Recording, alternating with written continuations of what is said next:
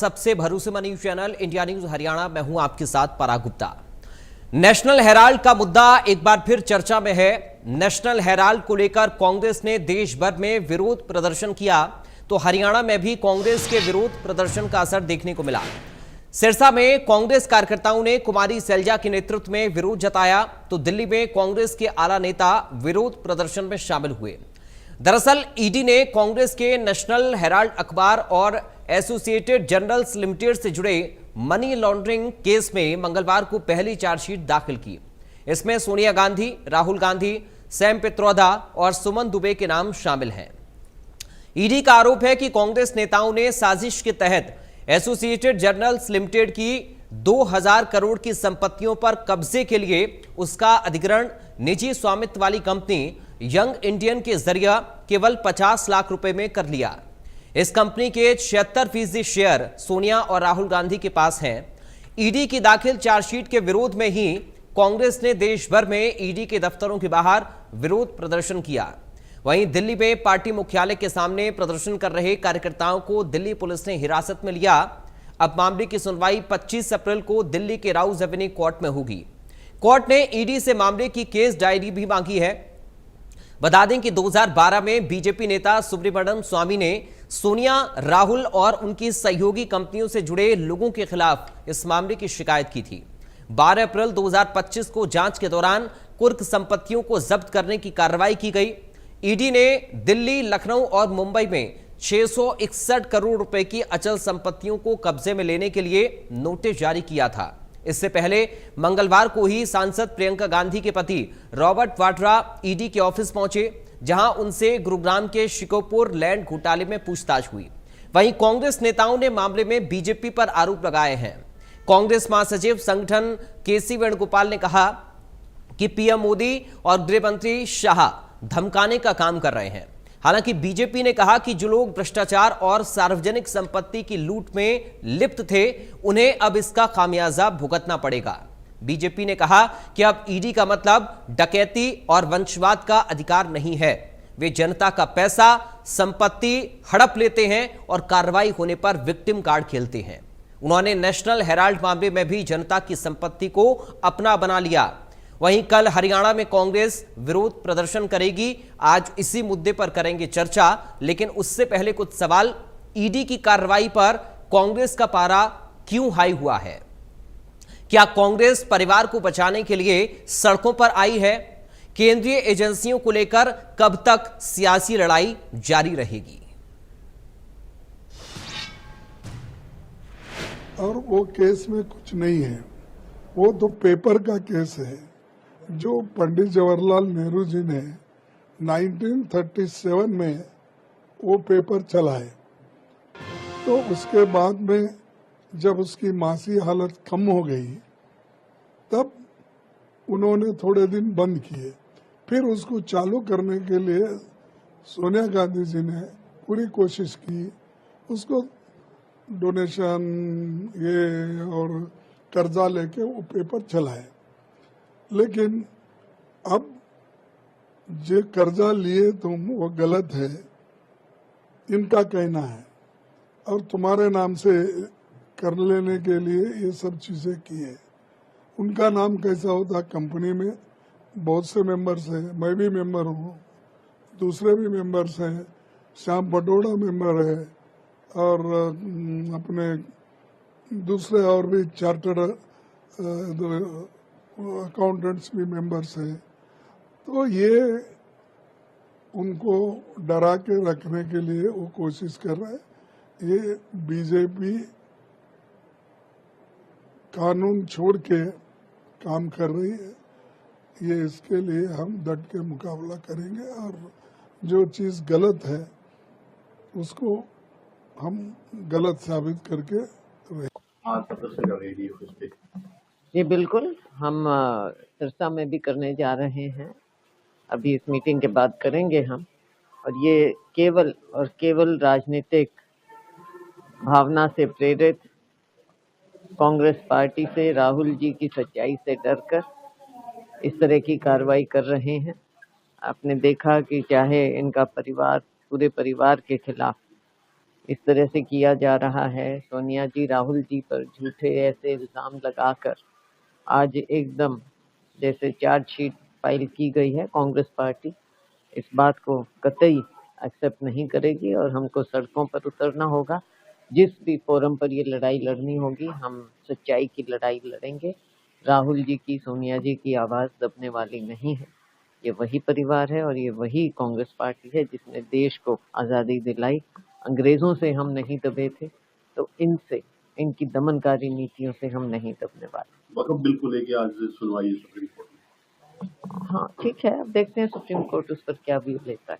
देखो, ईडी ने सारा केस अध्ययन करने के बाद इनको भी बार बार अपनी बात कहने का मौका देने के बाद अब जो ईडी ने उसमें पाया अनियमितताएं, वो अनियमितताएं सारा देश भी जानता है, तो इसलिए उन्होंने अब उसकी फर्दर कार्रवाई करने के लिए उन्होंने चार्जशीट दाखिल की है।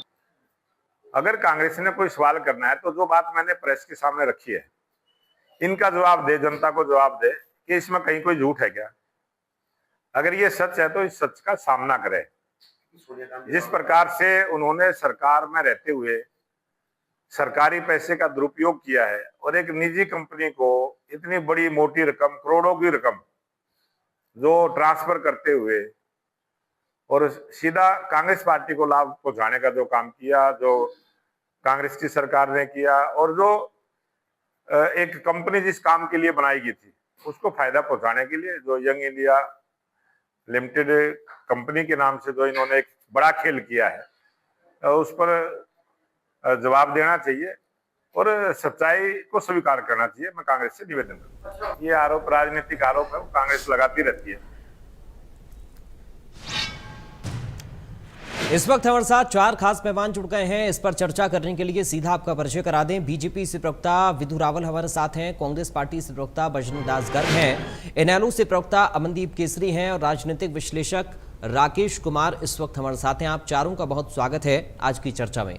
सबसे पहले राकेश कुमार जी, शुरुआत आपके साथ ही कर रहा हूं, उसके बाद राजनीतिक मेहमानों के पास जाऊंगा। किस तरह से देख रहे हैं इस पूरे मामले को, चूंकि एक बार फिर से नेशनल हेराल्ड का मुद्दा गरमा रहा है और अब कांग्रेस पार्टी इसे राजनीतिक बदले की भावना करार दे रही है। राकेश कुमार जी, पहला रिएक्शन आपका सर। देखिए, नेशनल हेराल्ड का मुद्दा जिस तरीके से अभी बहुत ज्यादा सुर्खियों में है, आप ये देखें कि इसकी शुरुआत कहां से हुई। जब सुब्रमण्यम स्वामी जी ने कांग्रेस पार्टी की सरकार थी तब शिकायत करी और पुलिस के द्वारा जब एफआईआर दर्ज नहीं हुई तो सुब्रमण्यम स्वामी जी ने कोर्ट के आगे पिटीशन लगाई और कोर्ट की डायरेक्शन के बाद ये एफआईआर हुई। अब उस समय अगर ये एफआईआर गलत हुई थी तो कांग्रेस पार्टी को उस एफआईआर के अगेंस्ट ऑनरेबल हाई कोर्ट जाना चाहिए था या सुप्रीम कोर्ट जाना चाहिए था और क्वेश्चनिंग ऑफ द एफआईआर की केस फाइल करके इस एफआईआर को खत्म कराना था, रद्द कराना चाहिए था। परंतु आप देखें, बहुत लंबे समय से इस पे इंक्वायरी चल रही है। बीजेपी की गवर्नमेंट को अब 11 साल हो चुके हैं और ईडी की चार्जशीट में अब चाहे वो श्रीमती सोनिया गांधी जी हो, श्री राहुल गांधी जी हो, इन सभी का नाम, बड़े बड़े नेताओं का चार्जशीट के अंदर आ गया। तो अब क्या रेमेडी क्या बचती है? ये ठीक है कि हमारे देश में सभी को धरना प्रदर्शन करने का, विरोध करने की अनुमति हमारा संविधान देता है, लेकिन जब कोर्ट में कोई मैटर सब जुडिस हो तो उसके लिए कार्रवाई को रोकने के लिए धरने प्रदर्शन करने से, विरोध करने से कोर्ट की कार्रवाई, कोर्ट की प्रोसीडिंग्स को नहीं रोका जा सकता। कोर्ट प्रोसीडिंग को रोकने के लिए हमें कानूनी प्रक्रिया का सहारा लेना पड़ेगा। अब चार्जशीट फाइल हो चुकी है तो कांग्रेस पार्टी को चाहिए, उनके पास बड़े बड़े मंत्री हैं, कांग्रेस पार्टी हाई कोर्ट में questioning of the FIR on merits के ग्राउंड पे या अपने नामों को डिलीट कराने के लिए, अगर कोई ऑन मेरिट्स कोई ऐसे ग्राउंड है कांग्रेस पार्टी के पास जो ईडी ने उनके नहीं सुने, तो वो उन ग्राउंड्स को लेकर हाई कोर्ट जा सकती है। लेकिन विरोध की जो आप बात कर रहे हैं, विरोध जो है वो सभी पार्टियों का कहीं ना कहीं जो विपक्ष में बैठती हैं ठीक एक है। ट्रेंड बन चुका है। आप देखिए, जब कांग्रेस पार्टी सत्ता में थी तो कांग्रेस पार्टी में शीर्ष न्यायालय ने भी कहा, बड़ी बड़ी एजेंसियों को तोता तक कह दिया था। आज एनडीए कहीं ना कहीं सत्ता में है तो लगातार कांग्रेस पार्टी निशाना लगाती है। मेरा मानना यह है कि हमारे देश में कानून व्यवस्था है जी। सभी को कानून के पास न्यायालय जाने का अधिकार है। अगर उन्हें लगा कि ईडी ने या किसी भी एजेंसी ने उनकी कुछ बातें नजरअंदाज की, कोई सबूतों को नहीं रखा, तो वो कोर्ट जाएं, प्रदर्शन करें, लेकिन कोर्ट ठीक है। प्रोसीडिंग्स को रोकने के लिए जो मामला सब जुडिस हो उसके लिए कोर्ट जाना पड़ता। ठीक है सर। विदु रावल जी, अब कांग्रेस के नेता ये कह रहे हैं कि तानाशाही रवैया हम बर्दाश्त नहीं करेंगे, बाकी जगह तो हो ही रहा है, कल कांग्रेस हरियाणा में भी प्रदर्शन कर रही है। पराग जी, आपको नमस्कार और आपके माध्यम से इंडिया न्यूज देख रहे सभी दर्शकों को और जो हमारे साथी पैनलिस्ट हैं उनको भी विनम्र नमस्ते जी। देखिए प्रयाग जी, आपकी इस डिबेट की सफलता इस बात पर होगी कि पूरा समय इस डिबेट पर, इस विषय पर चर्चा हो पाए। बहुत प्रयास किया जाएगा इधर उधर की बात करने का, सारी दुनिया की बात, लेकिन इस डिबेट की सफलता इस बात से आंकी जाएगी कि क्या हम सब लोगों को आप बांध सकते हैं इसी विषय पर बात करने के लिए और मुश्किल सवालों का उत्तर देने के लिए जी। बहुत जरूरी है और मुश्किल सवाल पूछने का आज समय मेरा है। देखिए, भ्रष्टाचार की जो महारानी है और घोटालों के जो राजकुमार हैं, जो शहजादे हैं, आज वो देश की न्याय व्यवस्था, बाबा साहब अम्बेडकर जी द्वारा स्थापित जो संविधान है उसके द्वारा प्रस्थापित की हुई न्याय व्यवस्था की जो है उसके शिकंजे में है। उन्होंने जबड़े से पकड़ रखा है। ये बड़ा महत्वपूर्ण है ये समझना और आसान शब्दों में समझना। बहुत बार जटिल शब्दों के कारण दर्शकों को ध्यान में नहीं आता कि विषय क्या है। विषय बहुत साधारण सा है। विषय इतना सा है कि 1937 में स्वतंत्रता सेनानियों ने, जिनमें से एक पंडित जवाहरलाल नेहरू भी थे और 5000 और स्वतंत्रता सेनानी थे, ऐसे 5000 स्वतंत्रता सेनानियों ने 1937 में एक एसोसिएट जर्नल, जो उनका जो अखबार था, AJL जो है, एसोसिएट जर्नल लिमिटेड के नाम से, उन्होंने एक कंपनी बनाई। उस कंपनी में 5000 शेयर होल्डर थे। उन्होंने कहा कि हम इसमें 3 जो है अखबार प्रकाशित करेंगे, अंग्रेजी में नेशनल हेराल्ड, हिंदी के अंदर नवजीवन और उर्दू के अंदर कौमी आवाज। ये 3 अखबारों को देश की स्वतंत्रता हुई। और जैसे मैं हर डिबेट के अंदर कहता हूं कि स्वतंत्रता का पूरा श्रेय तो छोड़ ही लिया, इन्होंने कब्जा कर ही लिया इस खानदान ने। इसी प्रकार से इन्होंने क्या किया कि जहां जहां पर इनकी सरकारें थी वहां पर इन्होंने AGL को प्रॉपर्टीज देने शुरू कर दी। मसलन महाराष्ट्र में इनकी सरकार थी, वहां पर मुंबई में प्राइम लैंड्स देनी शुरू कर दी। अखबार के लिए दी जा सकती हैं, ये सरकार का इख्तियार होता है, अधिकार होता है। हरियाणा के अंदर भी इसी मामले में एक FIR दर्ज है। भूपेंद्र सिंह हुड्डा की सरकार ने पंचकुला में जो है नियमों को ताक पर रख कर दिया, वो एक अलग मामला है। इसी प्रकार से लखनऊ में, भोपाल में, इंदौर में, दिल्ली में किस प्रकार से बहादुर शाह जफर मार्ग पर प्राइम प्रॉपर्टीज जो है इनको दे दी गई। यहां तक भी बात समझ आती है। अब क्योंकि ये अखबारें जो है कांग्रेस का मुखपत्र बन गई। अब मुखपत्र बन जाए अच्छी बात है, कोई दिक्कत नहीं है, लेकिन आप झूठ अगर पब्लिश करने लगेंगे तो कोई पैसा देकर तो झूठ को खरीदेगा नहीं। मुफ्त में झूठ पिलाते रहिए, कोई बात नहीं, कोई सुन भी लेगा, कोई छोड़ देगा। वो जो है वो घाटे में चले गए। 90 करोड़ का उन पर घाटा हो गया। कांग्रेस पार्टी ने 2008 में उस 90 करोड़ के घाटे को जो है AGL को पैसे देकर पूरा कर दिया और तुरंत जो है उसका प्रकाशन बंद कर दिया, 3 अखबारों का। अब क्या होता है, अब नवंबर 2010 में, प्रयाग जी सुनने का यहां से विषय है किस प्रकार से व्हाइट कॉलर जो चोर होते हैं, भ्रष्टाचारी होते हैं, आप और हमारे समझ से कितने ऊपर होते हैं। 22 नवंबर 2010 को राहुल गांधी एक कंपनी बनाते हैं, यंग इंडियंस लिमिटेड, और 1 महीने के अंदर अंदर जो 90 करोड़ का जो लोन जो AGL को कांग्रेस पार्टी ने दिया था, उस कांग्रेस पार्टी से उस AGL की सारी संपत्ति ले लेती है। अच्छा, मामला 90 करोड़ का नहीं है। उस समय जो कीमत आंकी गई, AGL चाहता तो खुद भी अपने लोन को पे कर सकता था। उनके पास उस समय 2000 करोड़ की संपत्ति थी, लेकिन 90 करोड़ का लोन कांग्रेस ने दिया और कांग्रेस से केवल 5 लाख से शुरू हुई कंपनी ने 1 महीने के अंदर 50 लाख जो कांग्रेस से ही लोन लिया था, यानी 50 लाख कांग्रेस से लेकर 90 करोड़ का लोन कांग्रेस का चुका दिया।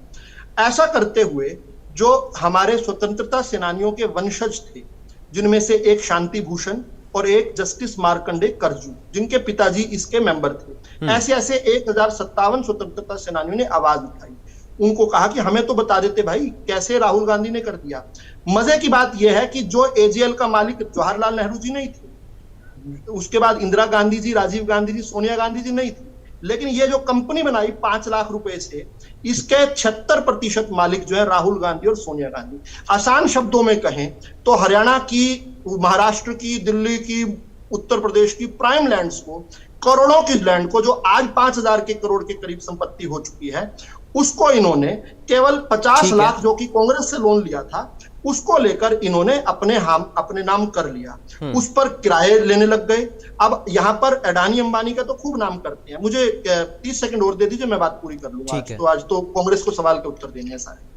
देखिए, यहाँ अडानी की तो बात, अडानी तो बड़ी पारदर्शी तरीके से देश के नियमों का पालन करके करते हैं। अडानी हो, अंबानी हो, टाटा हो, बिरला हो, जो भी हो, यहाँ पारदर्शिता नहीं थी। यहाँ शेयर होल्डर को ना तो बताया गया, ना कुछ काम किया गया। फिर जो देश के वेल्थ क्रिएटर्स हैं, उनके खिलाफ तो कैंपेन खड़ा करते हैं। ये सवाल कहते हैं हमसे सवाल क्यों कर लिया। अब मैं इस बात से भी थोड़ा सा पीड़ित हूं कि जो हमारे जो राजनीतिक विशेषज्ञ हैं, उन्होंने 2 बड़ी अजीबोगरीब बात कही। मेरे ख्याल से एक बैलेंसिंग एक्ट करना क्या मजबूरी रहती है मुझे नहीं पता। Let us call the spade the spade. चोर को चोर कहने की आदत सीखनी चाहिए। वो कहते हैं कि कोर्ट में क्वैशिंग के लिए क्यों नहीं गए। कोर्ट में ये साहब 3 बार गए क्वैशिंग के लिए।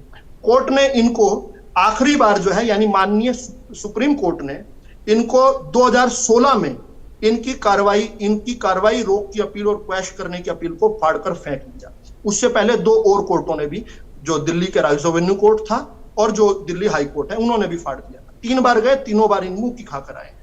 दूसरी बात जो है, इन्होंने कही कि कोर्ट कांग्रेस की सरकार को तोता कहता था, केज्ड पैरेट कहता था। अब इसी प्रकार के आरोप कांग्रेस भी लगा रहे हैं। यानी कांग्रेस की सरकार जब थी तब तो कोर्ट कहता था केज्ड पैरेट यानी तोता। उसको इक्विवेलेंट राजनीतिक विश्लेषक कैसे कर रहे हैं? आज कांग्रेस कहती है। अरे उस समय भाजपा क्या कहती थी, ये थोड़ी कोर्ट कर रहे हो। आज कोर्ट क्या कहता है इस पर बात नहीं, आपने सुना सही से नहीं है। मैंने यही कहा था कि राकेश कुमार, मैं बात खत्म कर रहा हूं प्लीज, मैं हाथ जोड़कर निवेदन करता हूं। हाँ, तो अब मैं ये कहना चाहता हूं कि वहां भाजपा क्या कहती थी वो नहीं, वहां तो कर रहे हैं कोर्ट। कोर्ट क्या कहता था? अरे कांग्रेस का तो धर्म है झूठ बोलना, झूठ बोले बगैर सत्ता आ नहीं सकती। वो तो क्या कहते हैं, उसको छोड़ दीजिए। देश क्या कहता है, और देश ये कहता है कि वो ईडी जिसके बारे में ये यहाँ पर टीवी पर कुछ कहते हैं, उसका 96% का 96% का कन्विक्शन रेट है। यानी जिन 100 आदमियों को चार्जशीट उन्होंने किया, उनमें से 96 के विरुद्ध वो डिसीजन लेकर आए। ये शानदार रिकॉर्ड है। और ये आईपीसी जो है, इसे भी बता दूं, एक दर्ज कर लें, आईपीसी में जो मामले दर्ज होते हैं पूरे देश में, उसका केवल 6.57% कन्विक्शन रेट होता है। ईडी का 96% कन्विक्शन रेट है। अब जो है कांग्रेस के जो भाई हैं, उनको बताना चाहिए कि ये खुद को स्वतंत्रता सेनानी कहने वाले, स्वतंत्रता सेनानी वालों की, सेनानियों की जमीन को क्यों लूटने के लिए माफिया क्यों खड़ा हो गया। और इन लोगों का, सोनिया गांधी का, राहुल गांधी का क्या बिजनेस था? 76% डायरेक्ट मालिक बन गए सारी संपत्ति के। ये माफियागिरी क्यों नहीं छोड़ते? यही काम रॉबर्ट वाड्रा करते हैं हरियाणा में आके, किसानों की जमीन लूट लेते। ठीक है सर, इनका जवाब तो जो है बजरंग दास को आज देना चाहिए। चलिए, गर्ग साहब के पास सीधा हम चल रहे हैं। अब इंतजार कर रहे हैं, क्या जनता की संपत्ति को निजी कंपनी में ट्रांसफर करना नैतिक है? ये सवाल सीधा है गर्ग साहब। आपकी आवाज नहीं आ रही गर्ग साहब। आवाज आ रही है मेरी? अब आ रही है सर, बोलिए। तो कोई सवाल किसी ने और पूछना हो पहले पूछ रहे, बीच में डिस्टर्ब ना करें मेहरबानी करके। बोलिए, आपको पूरा समय मिलेगा। मैं एक बात कहना चाहता हूँ, मेरे साथी ने कहा कांग्रेस जवाब, कांग्रेस कहाँ जवाब देगी? देश की आजादी और देश के विकास के अंदर सबसे बड़ा योगदान देश के वीर जवानों का और कांग्रेस पार्टी का है। कांग्रेस का नहीं। जब ये पार्टी बनी थी उस समय तो भारतीय जनता पार्टी का नाम ही नहीं था, उस समय भारतीय जनता पार्टी नहीं थी। मैं बताना चाहता हूँ, जहां तक कि सरकार की बात है, सरकार ईडी और सीबीआई के दम पर विपक्ष की आवाज दबाने के अंदर लगा हुआ है। इन्होंने ऐसे कौन सी विपक्षी नेता है जिसके ऊपर ईडी ना छोड़ी हो, सीबीआई छोड़ी हो? मैं एक का नाम गिना सकता हूँ।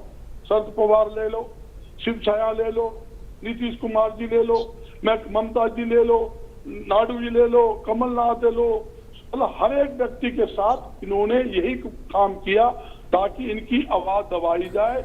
इनकी सोच ये है देश और प्रदेश से विपक्ष को खत्म किया जाए, इस सोच के लिए ये लगे हुए हैं ताकि कोई बोले उनकी मुंडी रगड़ो। जहां तक कि राहुल जी है, हमारे खड़गे जी है और हमारे कांग्रेस के नेता लगातार जनता की आवाज उठा रहे हैं, इसलिए इनको दिक्कत हो रही है। आपके सवाल का उत्तर मिल रहा है क्या? बार बार ये शोर कर रहे हैं। चलिए एक बार बोलने दीजिए, कम से कम पहले वक्तव्य में मुझे लगता है कि टोकना नहीं चाहिए। सुन लो आप, जो मामला आया मेरे साथी को रुकवा दो, शांति रुकवा दो, मैं 10 मिनट तक सुनता रहा। ये सुनिए, नेशनल हेराल्ड का जो मामला है, ये एक अखबार निकालता है जिसकी स्थापना पंडित जवाहरलाल नेहरू के समय के अंदर जिसकी स्थापना हुई थी। ये अखबार उस समय कोई बोलता नहीं था, कोई छापता नहीं था, सब अंग्रेजों की बाई बाई छापता था। उस समय ये अखबार अंग्रेजों के खिलाफ आवाज उठाने का काम किया, स्वतंत्रता संग्राम की आवाज थी ये अखबार। और यहाँ तक कि इस अखबार में ब्रिटिश हुकूमत ने बैन भी किया था। ये रिकॉर्ड की बात आप चेक कर लेना। जहां तक कि एजीएल, जिन साथी ने बात की, एजीएल पर कर्ज चढ़ गया था। कांग्रेस पार्टी 2002 से और 2011 तक यूं समझ लो हमने 90 करोड़ रुपए या 100 बार चेक से ट्रांसफर करके 90 करोड़ रुपए हमने ट्रांसफर किए। उस 90 करोड़ से बीआरएस, पीएफ, टैक्स, बिजली के बिल अदा किए गए। यहाँ तक कि एजीएल के ऊपर कर्ज ज्यादा चढ़ता गया, जो खत्म होने का नाम नहीं ले रहा था। इस एजीएल का कर्ज डेबिट करके नाम बदल के नई कंपनी यंग इंडिया कंपनी बनाएगी, पूरा रिकॉर्ड दे रहा हूं मैं, और उसका ट्रांसफर किया गया जो कानून के तहत। रावल जी थोड़ा सा रुकिए, आप चेक कर सकते हो, कानून के तहत नाम नहीं बदला, शेयर होल्डर बदल दिए। आप देखो 1057 से हटाकर 4 कर दिए तमाम कंपनियों को, इनमें 76% राहुल और सोनिया रह गए। केवल नाम नहीं बदला, बजरंग दास नाम नहीं बना, ओनरशिप बदल। राष्ट्रीय कंपनी कानून एनसीएनटी के तमाम से आप चेक कर सकते हो। यंग इंडिया कोई प्रॉफिट कंपनी नहीं है, ना ये प्रॉफिट में थी, ये भी आप चेक कर सकते हो। यंग इंडिया के 4 शेयर होल्डर थे, जिसके अंदर सोनिया गांधी जी, राहुल गांधी जी, मोतीलाल वोरा जी और फाउंडेशन जी, उसके साथ हमारे राष्ट्रीय अध्यक्ष, संगठन के महामंत्री और कोषाध्यक्ष, ये थे। तो एजीएल के कितने थे शेयर होल्डर, ये भी साथ लगे हाथ बता दीजिए आपने। शेयर होल्डर बजरंग दास जी छोटी सी शेयर होल्डर थे। बजरंग दास जी शेयर होल्डर से बातचीत करके उनकी सहमति से कर्ज को शेयर में बदलने का काम किया गया था। ये रिकॉर्ड की बात है। नहीं, बजरंग दास जी एक रिकॉर्ड की बात और बता दीजिए ना। पढ़ के 4 शेयर होल्डर आपने यंग इंडिया के बता दिए, एजीएल के कितने शेयर होल्डर थे बता दीजिए ना। आपसे पूछ रहा हूँ, आपसे एक बार सुन लेते हैं विदु रावल जी, एक मिनट सर, तुम क्यों करवाएं? एक बार सुन लेते हैं उनका पूरा वक्तव्य प्लीज। नहीं, मैं इनसे ये कह रहे हैं नाम बदल दिया, मैं ये कह रहे हैं कि 4 शेयर होल्डर थे केवल यंग इंडियन के। एजीएल के कितने थे बता दें एक बार सबको, इन्हीं से पूछ रहा हूं मैं। ठीक है, कह रहा हूं, ठीक है, चलिए गर्ग साहब बोल रहे हैं, जवाब दीजिए। बता दीजिए गर्ग साहब, बता दीजिए एजीएल के कितने शेयर होल्डर। अरे 5000 लोगों की संपत्ति को 4 आदमियों। पराग जी, मुझे लगता है ये ठीक नहीं है। पराग जी, ठीक है, अपने समय में ही बोलना चाहिए, सब उनको बोलने दीजिए एक बार। अगर विदु रावल जी एक बार कंप्लीट कर लें, फिर मैं आऊंगा। थोड़ा सा रुकिए, अभी देखिए अमनदीप जी के पास भी मैं नहीं गया, रुक जाइए। किसी व्यक्ति, विदु रावल जी प्लीज, मैं किसी व्यक्ति विशेष, प्लीज नहीं ऐसे नहीं सर, समय खराब होगा, ऐसे समय खराब होगा। थोड़ा सा रुकिए विदु रावल जी, थोड़ा सा रुकिए। बड़ा जेन्युइन सवाल पूछ रहा हूँ। ठीक है सर, एक बार जवाब देने दीजिए, अगर वो जवाब नहीं देंगे तो दोबारा पूछेंगे प्लीज। चलिए पूछिए। 700 शेयर होल्डर थे, किसी से बात नहीं की। 1057 थे सर। उनकी सहमति के बाद कर्ज को शेयर में गलत कह रहे हैं, ये गलत कह रहे हैं, साबित कर दें कि उनकी सहमति थी। शांति भूषण, जस्टिस मार्कंडेय करजू, जस्टिस मार्कंडेय सुरेश प्रभु, इन सब लोगों ने सवाल खड़े किए हैं। क्या झूठ बोले जा रहे हैं? विदु रावल जी रुकिए थोड़ा सा, प्रयाग जी रोकिए उनको, मुझे मेरी बजाय उनको रोकिए, बात बोल रहे वो हैं, झूठ बोल रहे हैं आपके नोट चैनल कर लो पर। भाई साहब। अनुराग ठीक है। गांधी को डिबेट होती है, आप नहीं, डिबेट- प्रयाग जी, चलिए ठीक है, मैं थोड़ा सा रोकना चाह रहा हूं। एक सवाल इन सब के बीच में ये है। ठीक है, एक मिनट सर, एक मिनट रुक जाइए। इन सब ठीक है सर, रुक जाइए, आप अपनी बारी पर उनको काट दीजिए, थोड़ा सा रुकिए। भूषण ने जस्टिस मार्कंडेय ने रिटर्न में शिकायत दे रखी है। ये आदमी कह रहे हैं कि नहीं और एंकर है और कोई एंकर हो तो आप क्यों बैठे हो? प्रयाग जी मेरा चलिए, मैं आप दोनों को रोक रहा हूं। अमनदीप जी के पास मैं जा रहा हूं। पहले एक वक्तव्य पहले उनका, उसके बाद फिर मैं आप दोनों के पास आऊंगा। रुकिए, आप थोड़ा सा रुकिए सर, ऐसे समय खराब होगा। गलत बात। अनुराग जी मुझे पूरी बात तो करने दोगे? हमारे ऊपर डिबेट कर रहे हो, हमें बोलने नहीं दे रहे। तो बता तो दो, आपसे ही तो पूछ रहे हैं, आप सवाल का उत्तर ही नहीं दे रहे। आप तो अपना ऐसे पढ़ रहे हैं, ये तो जनता अखबारों में पढ़ लेगी। आप सवाल का उत्तर क्यों नहीं दे रहे हैं? एक निजी कंपनी ने क्यों टेक ओवर कर लिया?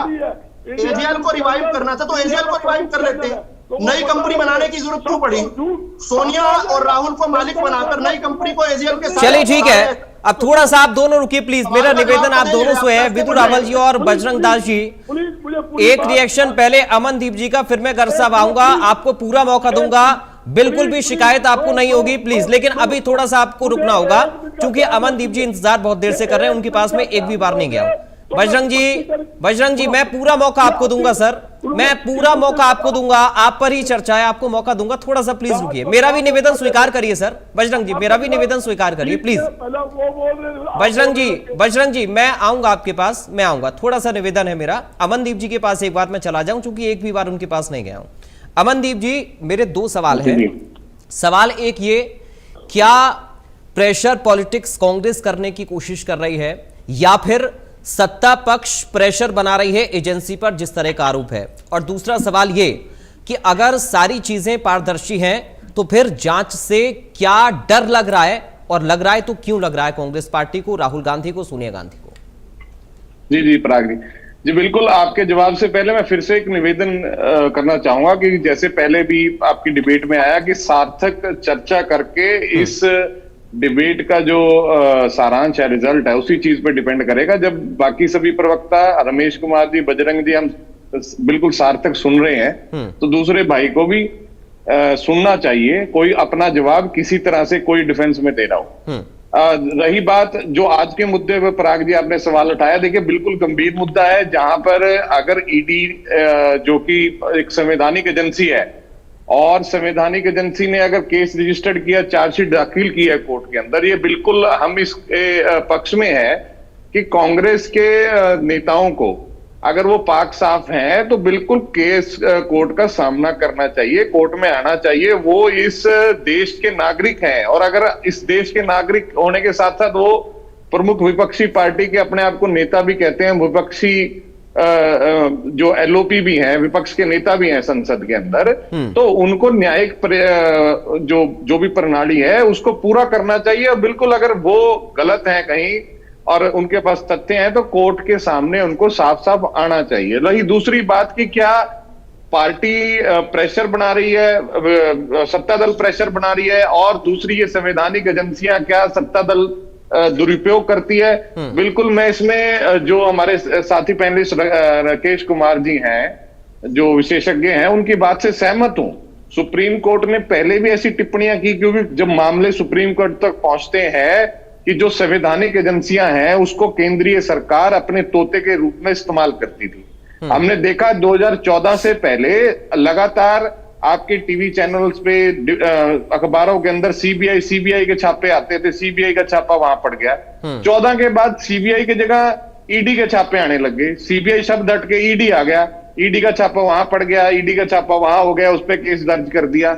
और इन बातों में शंका और ज्यादा तब उत्पन्न हो जाती है, देश की प्रदेश की जनता को शंका तब उत्पन्न हो जाती है जब कि ईडी के छापे सिलेक्टेड हो जाते हैं। जब हमने देखते हैं कि अजीत पवार, येदियुरप्पा और लोगों पर, और हमारे प्रदेश के ही एक नेता, हालांकि वो कांग्रेस में है लेकिन उनके बारे में शायद इनडायरेक्टली राहुल गांधी जी ने अभी अधिवेशन में बोला है कि कुछ लोग भारतीय जनता पार्टी के साथ मिले हुए हैं, और भारतीय जनता पार्टी के प्रवक्ता ने बकायदा सबूत भी दिए हैं कि पंचकुला में जमीन अलॉट की है, भूपेंद्र सिंह हुड्डा का नाम भी उन्हीं नेताओं में आ जाता है, उन 4% में। जो 96% तो ईडी ने कन्विक्ट कर दिए, लेकिन वो जो 4% छोड़े हुए हैं, वहां पर जनता को शक आ जाता है कि वो 4% जो छोड़ दिए गए हैं वो किसके कहने पर छोड़े हैं। क्या सत्ता दल बिल्कुल इसी तरह से इसका उपयोग करता है? वो 4% का क्या मूल्यांकन था? अब एजीएल यंग इंडिया में राहुल गांधी और पे तो केस है, ठीक है, अगर उन्होंने कोई अनियमितताएं बरती हैं तो उनपे केस होना चाहिए था। लेकिन आपकी डिबेट पर मैंने पहले भी कहा था कि मैं कोई भविष्यवक्ता नहीं हूं, ना कोई ज्योतिषी हूं, लेकिन मैं ये बता सकता हूं कि उसमें दूसरे आरोपी जो भूपेंद्र सिंह हुड्डा है और खुद भारतीय जनता पार्टी के प्रवक्ता मान रहे हैं, उनके ऊपर कुछ भी नहीं होगा। वो उन 4% के अंदर बड़े क्लियर निकल करके जाएंगे ईडी के अंदर। ईडी बार बार कह रही है कि गुड़गांव के अंदर घोटाला कर दिया रॉबर्ट वाड्रा ने, गुड़गांव के अंदर किसकी शय पर किसकी मदद से घोटाला कर दिया उसका कोई नाम नहीं है। क्योंकि बात देखिए, इन्हीं कारणों की वजह से, और जो ये नेक्सस है, जो इनका पर्दे के पीछे का प्रेम है, वो जनता के मन में शंका पैदा करता है कि इस प्रकार से अगर आप संवैधानिक एजेंसियों का इस्तेमाल करेंगे तो पारदर्शिता, जो आपका दूसरा सवाल था, पारदर्शिता पर सवाल खड़े होंगे कि आपने ये कैसे कर दिया। एक जिसकी मदद ने जिस मुख्यमंत्री के हस्ताक्षर से एजीएल को जमीन अलॉट हुई है और आपने केस चला दिया, उस मुख्यमंत्री को तो आपने आरोपी नहीं बनाया, उसको तो क्लीन चिट दे दी, और अगर दूसरे को आरोपी बना रहे हैं। और अभी ये भी निर्भर करता है, हमने पहले भी आपकी डिबेट पर चर्चा की थी कि 2008 का मामला पंजाब हाईकोर्ट ने उठाया, इंस्पेक्टर भर्ती मामला, खुद सदन में भारतीय जनता पार्टी के नेताओं ने बड़े गंभीर आरोप लगाए, विधायकों ने गंभीर आरोप लगाए भूपेंद्र सिंह हुड्डा के ऊपर कि इन्होंने ये क्राइम किया प्रदेश के अंदर उस समय, लेकिन इन्होंने एक भी एफआईआर दर्ज नहीं करी, जब इनके पास सारे सबूत हैं, जनता के हकों के साथ ये खिलवाड़ किया गया। तो इस प्रकार का जो इफ एंड बट और अपने जिसको बचाना है उसको बचा दो, जिसको पकड़ना है उसको पकड़ दो, निश्चित तौर पर जनता के मन में संदेह पैदा करता है कि क्या ये एजेंसियां पारदर्शिता है, क्या ये एजेंसियां सच को लाएंगी, क्या ये एजेंसियां जनता को न्याय दे सकती हैं। ठीक है सर, मैं आऊंगा। विद्रोह रावल जी थोड़ा सा रुकिए, मैं एक रिएक्शन राकेश गर्ग साहब आऊंगा। गर्ग साहब एक रिएक्शन राकेश जी से मुझे लेना है पहले।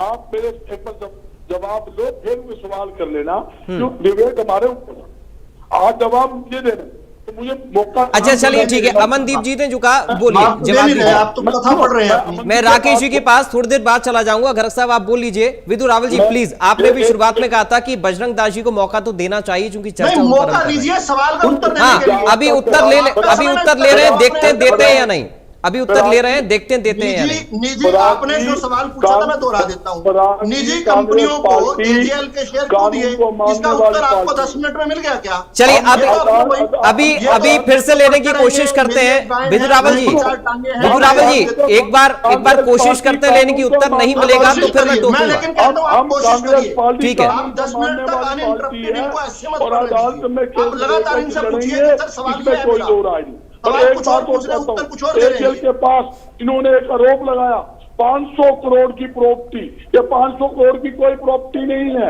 ये बता दूं भाजपा सरकार झूठ बोलकर। बजरंग दास जी देखिए, एक बड़ा सीधा सा सवाल है जो मैंने अमनदीप जी से भी उस सवाल का जिक्र किया। बजरंग दास जी एक मिनट आप सुन तो लीजिए सर। सारी चीजें पारदर्शी हैं, अगर ये आप लोग मानते हैं, विश्वास करते हैं, तो फिर न्यायपालिका पर भी विश्वास करिए ना। अब सवाल यह है कि ये पारदर्शी चीजें हैं, साबित कैसे होगा? न्यायपालिका के जरिए होगा या विरोध प्रदर्शन के जरिए होगा? प्रदर्शन करना अधिकार है, लेकिन जो मामला न्यायपालिका में चल रहा है, इस बात को तो आप भी एग्री करेंगे कि उस पर आप विरोध कर रहे हैं, उस पर एक प्रेशर पॉलिटिक्स करने की कोशिश की जा रही है। ये चीजें किस हद तक सही हैं? देखिए, मैं यही पा रहा था जो आपने सवाल किया, उस पर ऊपर ही आया था।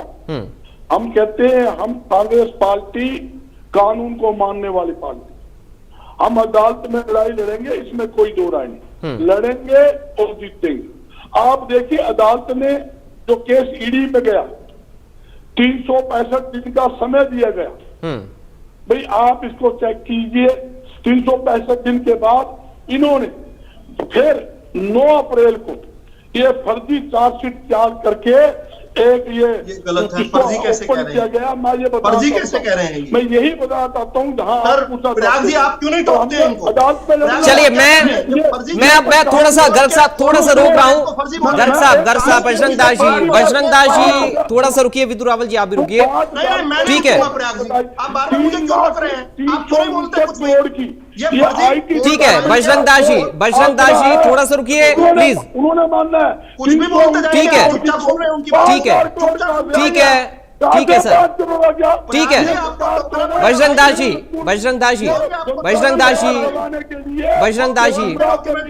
ठीक है ठीक है सर। बजरंग दास जी ठीक है प्लीज रुकिए थोड़ा सा। बजरंग दास जी थोड़ा सा रुकिए। विदुर रावल जी आ रहा हूँ मैं। बजरंग दास जी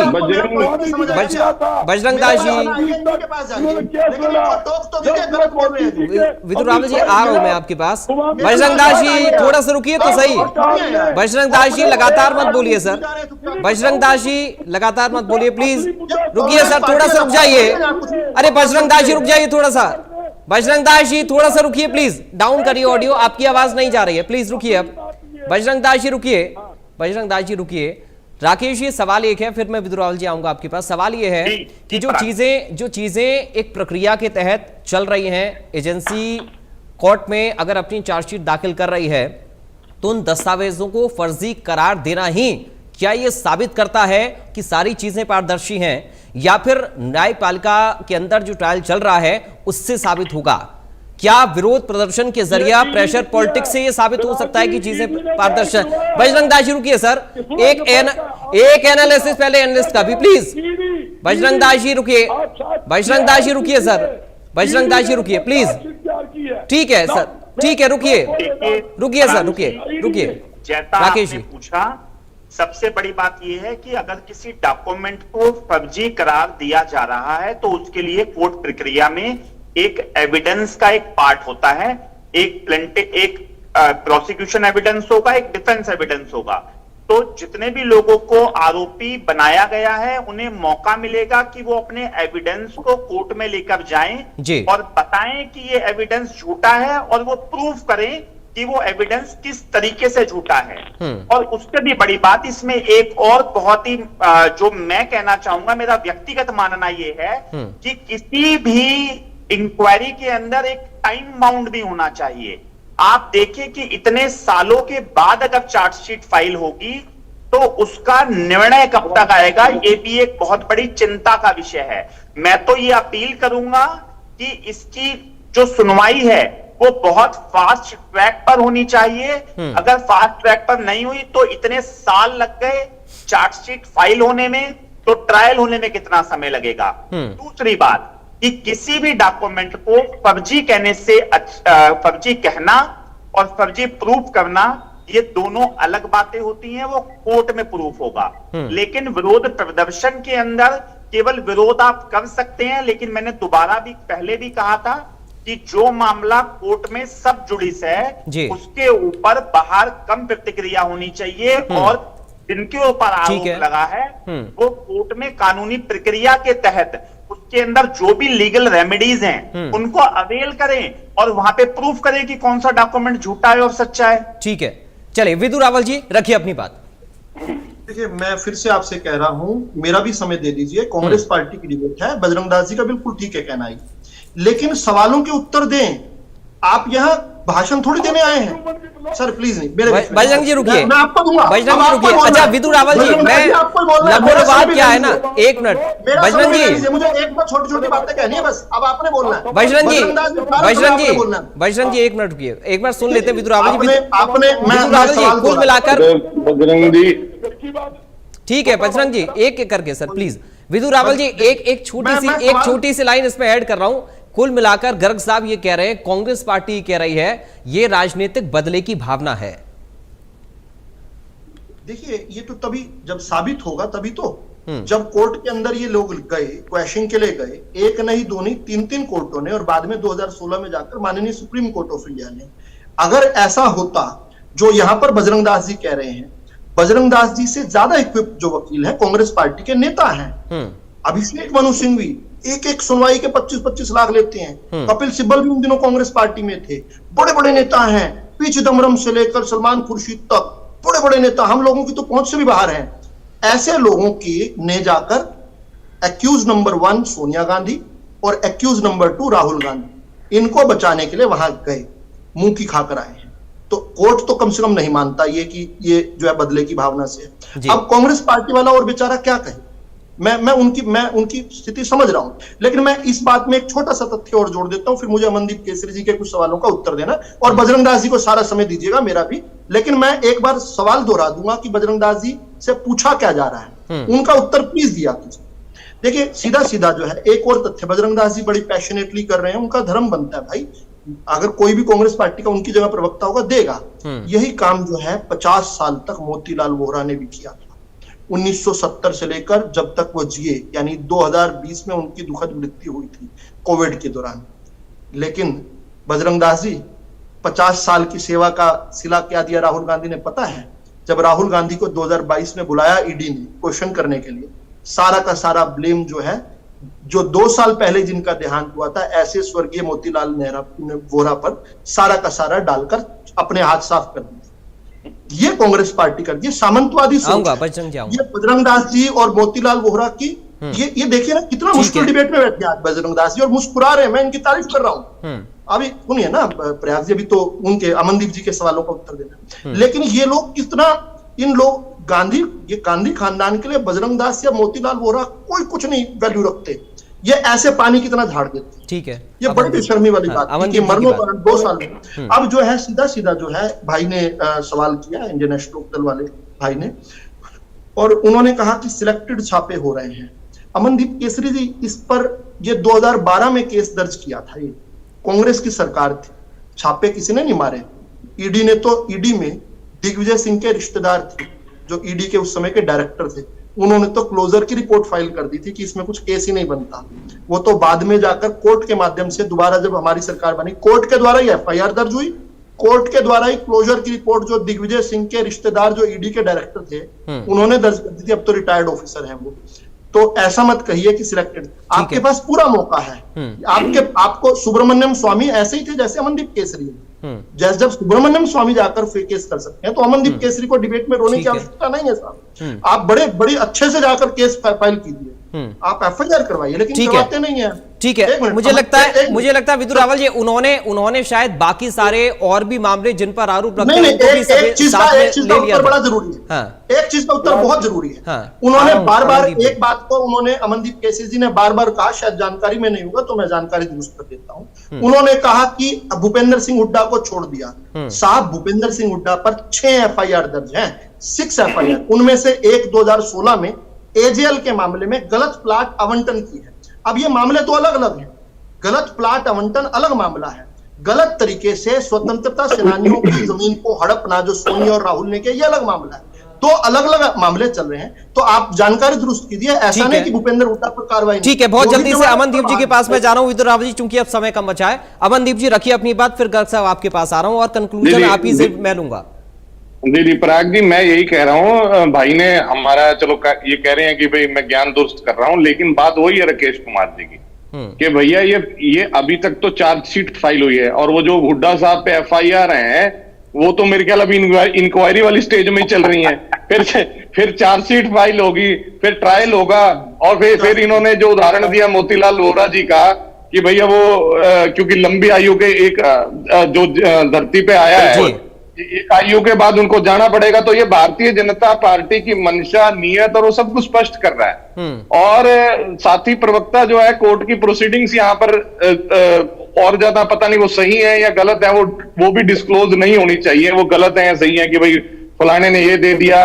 और अगर राहुल गांधी ने ब्लेम सारा मोतीलाल वोहरा पे डाल दिया है, तो ईडी क्या कर रही है और केंद्रीय सरकार क्या कर रही है? डाल दिया और आपने उन्होंने छोड़ डाला, दिया। ईडी ने नहीं माना, ईडी ने ये 2 साल बाद ईडी ने तो कुल मिलाकर पराग जी जो मेन मुद्दा है, मेन बात यही है कि ईडी ये सभी केसों पे जो प्रश्न चिन्ह खड़ा होता है, वो प्रश्न चिन्ह जनता में जो अविश्वास पैदा होता है वो इसलिए पैदा होता है। बजरंग दास जी, आपकी जो पारदर्शिता वो सही नहीं ठीक है बजरंग दास जी, आप कंक्लूड कर दीजिए जल्दी से। अविश्वास की जो भावना पैदा हो रही है बार बार, तो इसको कैसे दूर कर रही है कांग्रेस पार्टी? जी सुनिए, ये मामला कैसे चला। स्वामी जी ने 2013 के अंदर ये केस दर्ज किया था। 2012 आप चेक कर लीजिए। 2020 तक 11 अक्टूबर 2012। क्यों? उसमें क्या हुआ, स्वामी जी जो मोदी जी के अमित शाह के खिलाफ हो गए, उनके खिलाफ बयानबाजी करने लगे, तो भाजपा सरकार ने एक और नया केस दायर किया। ये असली साजिश थी, इनके पास कोई सबूत नहीं। 11 साल हो गए भारतीय जनता पार्टी की सरकार बने, नहीं कर दिया कोर्ट ने, अपनी कोर्ट में पेश करवा। ठीक है, सारी चीजें कोर्ट में जब होती हैं तो हमें लग रहा है कि फिर तो कोई सवाल ही नहीं है, क्योंकि कोर्ट में अपना पक्ष रखने का अधिकार सबको है, पक्ष को भी है और विपक्ष को भी है, जिस पर आरोप लग रहे हैं उस पर उसको भी है।